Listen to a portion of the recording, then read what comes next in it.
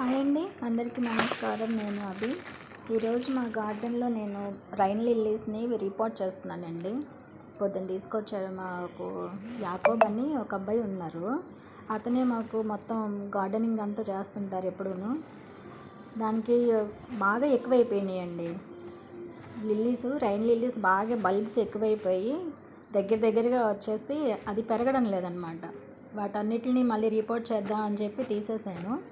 ఇప్పుడు gardening work అయితే ఫుల్గా జరుగుతుందండి. మార్నింగ్ నుంచి ఇదే పనిలో ఉన్నాను. ఇంకా దాన్ని మళ్ళీ రిపోర్ట్ చేసుకొని మళ్ళీ మనకి వర్షాకాలం స్టార్ట్ అయ్యేలా ఉంది కదా.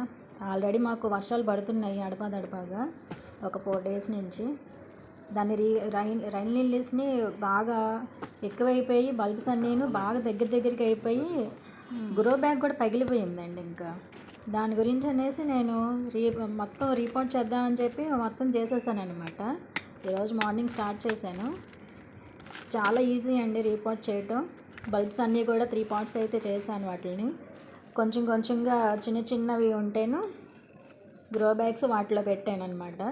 గ్రో బ్యాగ్స్ ఎప్పుడైనా సరే మనం ఇలాంటివి చిన్నవి తీసుకున్నాం అనుకోండి. ఇవి 6x6 అండి.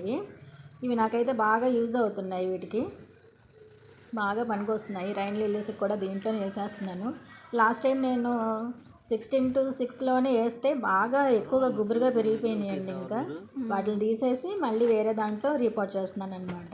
దీనికి పాటింగ్ మిక్స్ అనేది మనం ప్రతిసారి ఎలా కలుపుకుంటామో సేమ్ యాజ్ ఇట్ ఈస్గా అలాగే కలుపుకోవాలండి. పెద్ద ప్రాబ్లం ఏం లేదు. మీరు కూడా ట్రై చేయండి. Thanks for watching.